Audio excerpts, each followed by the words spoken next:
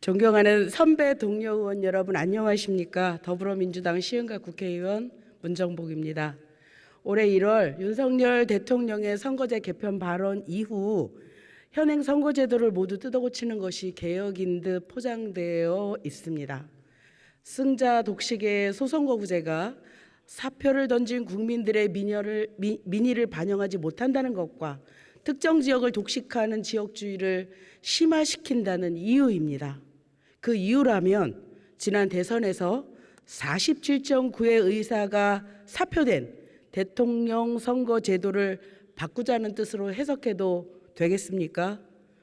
대한민국 국민 대다수가 강력한 대통령제를 선호하는 경향성을 비추어 볼 때 국회의원 선거구제가 바뀐다고 선거의 효율성이 개선된다고 보기에 한계가 있습니다. 중대선거구제는 개혁적인 제도이고 소선거구제는 반개혁적이라는 이분법적 사고는 국민들께 대단히 큰 혼란을 야기시키는 발상입니다. 따라서 소선구제가 반개혁적이고 중대선거구제가 개혁적이라고 주장하는 논거를 정리해 주셔야 할 시점이라고 생각합니다. 그저 막연하게 사표를 방지하고 지역 고착화를 해소한다는 다소 뜬구름 같은 논리로는 국민들을 설득할 수 없습니다. 우리 정당사를 보면 이전 서영교 의원님께서도 말씀하셨다시피 중대선거구제를 실시한 경험이 있습니다. 1973년과 1983년 사이 세 차례의 총선에서 중선거구로 선거를 치렀으며 이는 유신 정권과 전두환 군사 정권의 국회 의석수 과반 확보의 도구로 쓰여졌습니다. 이후 1987년 민주화가 이뤄지면서 1988년 제13대 국회의원 선거부터 소선거구제로 환원되었습니다. 민주화 투쟁의 결실로 이루어진 선거구제 개편이 지금은 반개혁적이라고 말하는 논거에 대해 명확한 근거를 말해야 합니다.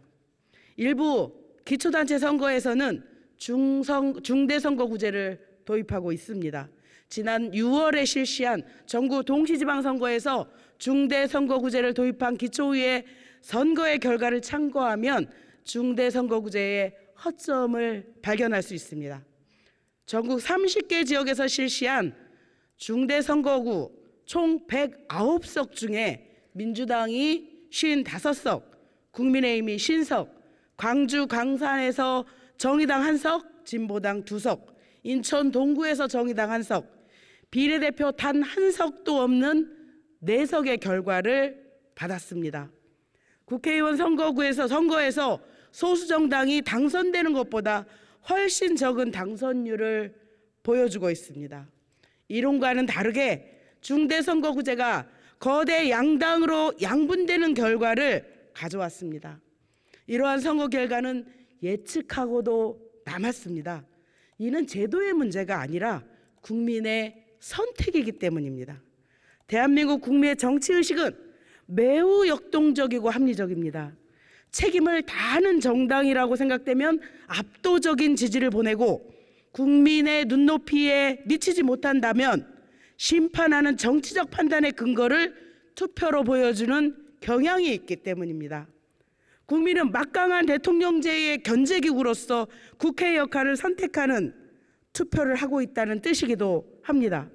또한 신뢰하는 대통령에게는 국회의 의석수를 통해 국정 운영 동력에 힘을 실어주는 현명한 선택을 하기도 합니다.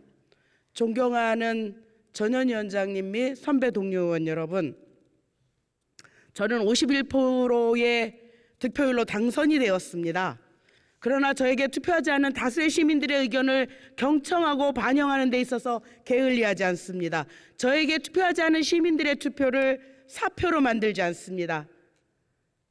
각기 다른 정당에 투표한 의원들이 모여서 법안을 발의하고 함께 통과시킵니다. 그것이 대의민주주의의 원칙입니다. 정당을 기반으로 하는 지역 독식에 대해서 말씀드리겠습니다.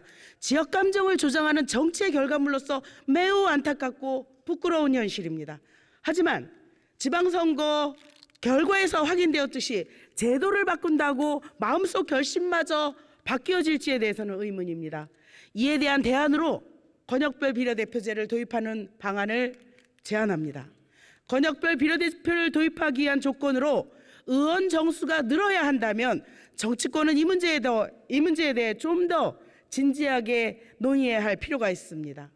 의원 정수는 늘리지만 재정은 동결한다는 방안이 제시되었지만 이는 국민을 기만하는 행위이며 비례 30석을 줄이겠다고 하는 국민의힘 제안 역시 전형적인 인기영합주의를 노린 발언입니다.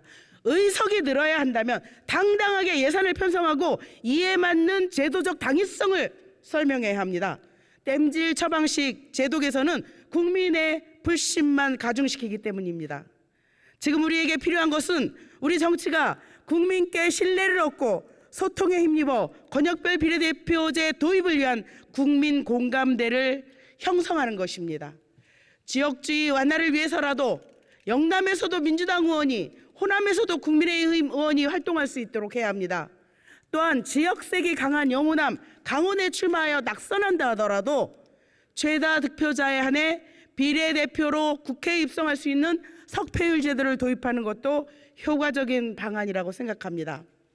존경하는 국민 여러분, 선배 동료 의원 여러분, 헌법에 국회의원은 전 국민을 위해 일하는 사람이라고 명시되어 있다는 이유로 지역구 의원의 지역활동을 문제 삼습니다.